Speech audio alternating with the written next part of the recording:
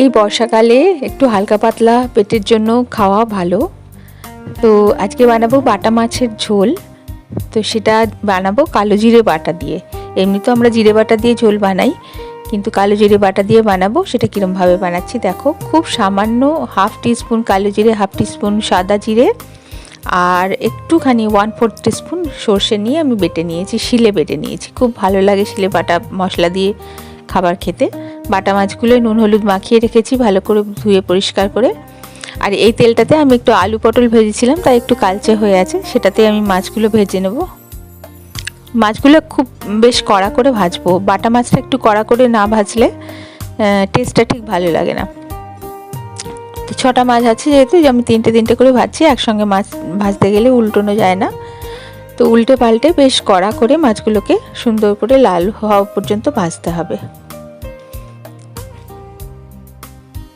ভীষণ সুস্বাদু খেতে হয় ঝোলটা, আর প্রত্যেকেরই ভাল লাগবে। আর এর মধ্যে সমস্ত সবজিপাতি যে মানে বর্ষাকালে পেটের একটু অসুবিধা হয় সবারই, তো কাঁচকলা পেঁপে যা সবজি দেওয়ার সেসব দিয়ে এই ঝোলটা খুব সুন্দর বানানো যায়, আর খেতেও সবাই ভালোবাসবে। মাছগুলো খুব কড়া করে ভাজা হয়ে গেছে। এবার আমি কয়েকটা বড়ি ভেজে নিচ্ছি। আমার বড় বড়িগুলো শেষ হয়ে গেছে, ছোট ছোট বড়ি ছিল, সেগুলোই একটু ভেজে নিলাম। আর বড়ি খুব বেশিক্ষণ ধরে ভাজতে হয় না, নাহলে পুড়ে যাবে। তেলে ছেড়ে সঙ্গে সঙ্গে তুলে নিতে হবে।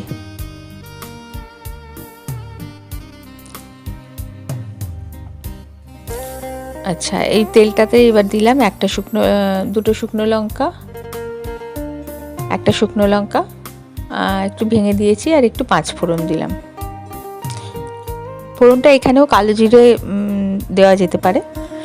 এবার যেগুলো সেদ্ধ হতে টাইম লাগে সেগুলো আগে দিচ্ছি। আলু দিলাম, তারপরে কচু দিলাম। এগুলোকে একটু ভেজে নেব আগে। আর সমস্ত সবজি লম্বা লম্বা করে কেটে নেব। আর যদি কিছু দিতে চাও সেটাও দিতে পারো। আমি শুধু আলু, কচু আর পটল দিয়েছি। এর মধ্যে বেগুন, কাঁচকলা, পেঁপে দিয়েছি। আমি একটু পেঁপে ছিল, একটু পেঁপে দিয়েছি। এই সময় পেটের প্রবলেম সবারই হয়, সেজন্য এটা খাওয়াও ভালো পেটের জন্য। তো কয়েক টুকরো পেঁপে দিয়ে দিয়েছি, সেটাও দিয়ে একটু ভেজে নিলাম। এবার সব শেষে দেব পটলগুলো লম্বা, খুব বেশ লম্বা পটল ছিল বলে আমি মাঝখান থেকে আবার আধখানা করে দিয়েছি। লম্বা দিলে বেশি লম্বা হয়ে যাবে, তাই। মানে সবজি কাটাটাও একটা আর্ট। সব কিছুর সামঞ্জস্য রেখে সব কটা এক ধরনের হওয়া, সেটা সেইভাবে সবজি কাটতে হয়।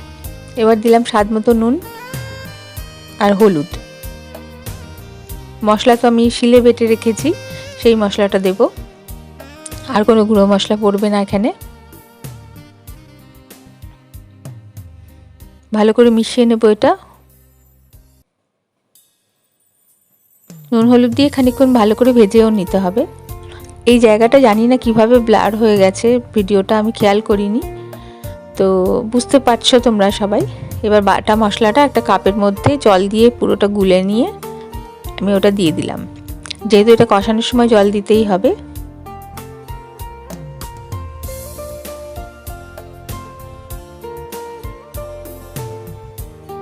একবার বানিয়ে অবশ্যই দেখো। অনেকের মনে হয় কালো জিরে দিয়ে বানালে হয়তো তেতো হতে পারে, কিন্তু না, কালো জিরে বাটা দিয়ে খাবার ভীষণ ভালো টেস্ট হয়। আমি দেখেছি কালো জিরে ভর্তা দিয়ে যাদের মুখে রুচি হয় না, তারা সে সময় কালো জিরে ভর্তা দিয়ে ভাত খায়। পেঁয়াজ ভেজে, রসুন ভেজে, কাঁচা লঙ্কা ভেজে আর কালো জিরেটার সঙ্গে শিলে বেটে সেভাবে ভর্তা বানানো হয়। তো মশলাটা কষানোও হয়ে গেছে, আলু টালু সেদ্ধ হয়ে গেছে। আমি প্রায় 2.5 কাপ মতন জল দিলাম। যেরকম ঝোল তোমাদের দরকার সেভাবে জল দেবে। তো ঝোলটা ফুটে উঠলে এর মধ্যে দিয়ে দিলাম ভাজা মাছ আর বড়িগুলো। ব্যাস, প্রসেস শেষ। আর এটা একটু ফুটে উঠলেই